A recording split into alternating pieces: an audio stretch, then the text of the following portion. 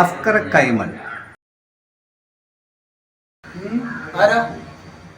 ജോത്സ്യന്റെ വീടല്ലേ കൈമള്? അവിടെ ഉണ്ടോ?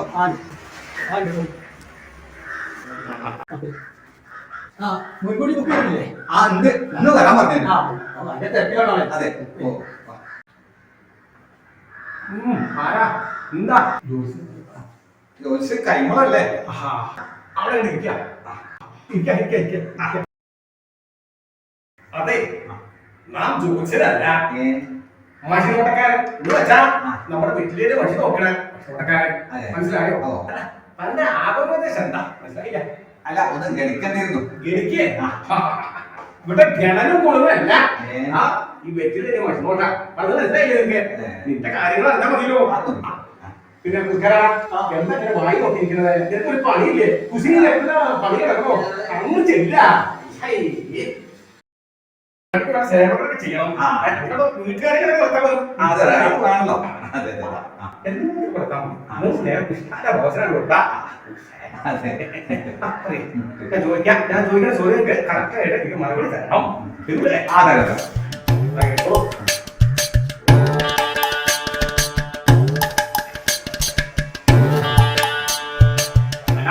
എന്താ പേര്?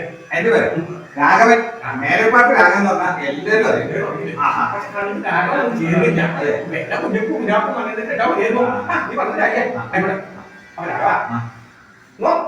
ശ്രദ്ധ കൊടുക്കാണ് കാര്യങ്ങൾ അറിയാൻ വേണ്ടിട്ട്. എന്താ വിഷയം? എന്താ നിനക്ക് അറിയേണ്ടത് വെച്ചാൽ ആദ്യത്തിൽ എഴുന്നേച്ചോ. പണിയൊക്കെ വളരെ കുറവാ. പണിയില്ല. പ്രതിനിധി വന്നേരാം.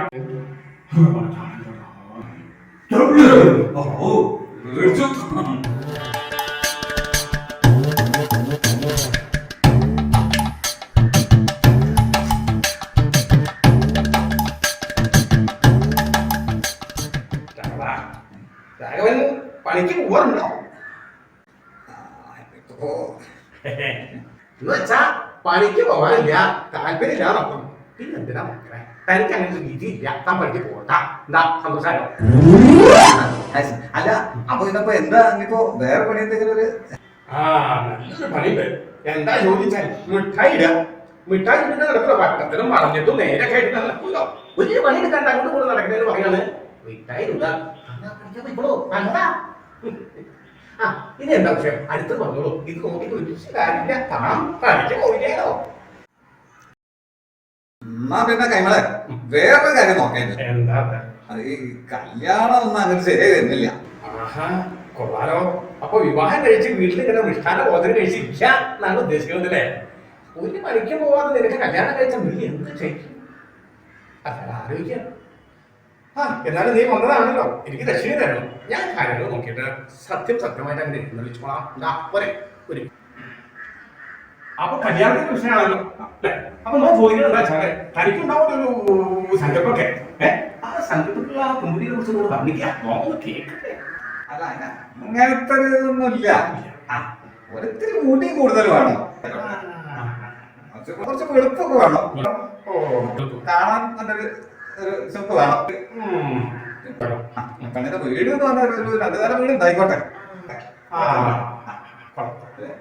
അപ്പൊ സങ്കല്പത്തിന് ഒരു കമ്മില്ല, നന്നായിട്ട് സങ്കല്പിച്ചിരിക്കുന്നു. ചെറിയ സങ്കല്പം ഉള്ളൂ അല്ലെ? അങ്ങനെ ചില കാര്യങ്ങള് എന്നാല് ഒന്ന് നോക്കിട്ട് പറയാം എന്താ ഏതാന്നുള്ളതൊക്കെ കേട്ടോ.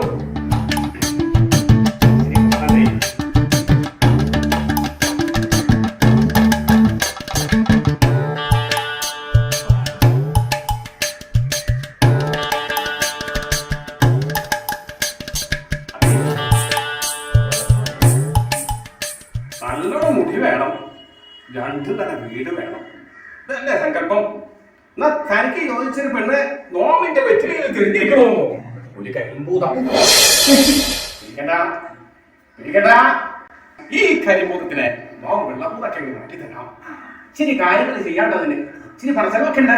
നമ്മുടെ പങ്കദാസില്ലേ, നമ്മുടെ കൈകാള്, അവന്റെ അടുത്ത് ലിസ്റ്റ് നോക്കി കൊടുക്കും. അവന്റെ അടുത്ത് പൈസ കൊടുത്താൽ മതി. ഒന്ന് ജിമ്മിലൊക്കെ പോയി മനുഷ്യക്കോലത്തിലായെങ്കിലല്ലേ പറഞ്ഞ വെള്ളസുന്ദരീനെ കിട്ടുമോ?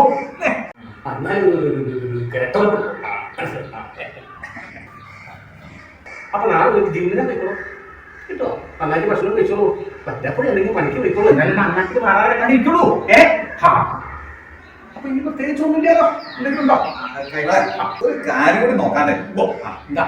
അല്ല ഇപ്പൊ എനിക്കൊരു ആഗ്രഹം, ഒരു 100-150 വയസ്സ് വരെ ജീവിക്കാൻ പറ്റുമോ? അത് നിങ്ങൾ എടുത്ത് പറയോ? തനിക്ക് 150 വയസ്സ് വരെ ജീവിച്ചിരിക്കണം സുഖമായിട്ടല്ലേ, ഒരു പണിക്കും പോകാതെ നാട്ടുകാരും വീട്ടുകാരും വെറുതെ ശല്യം ചെയ്ത് നടക്കണം. നിനക്ക് 150 വയസ്സ് ജീവിക്കണം, കൊണ്ടില്ല അതിലും മറക്കണ്ടേ. മദ്യം കഴിക്കോ?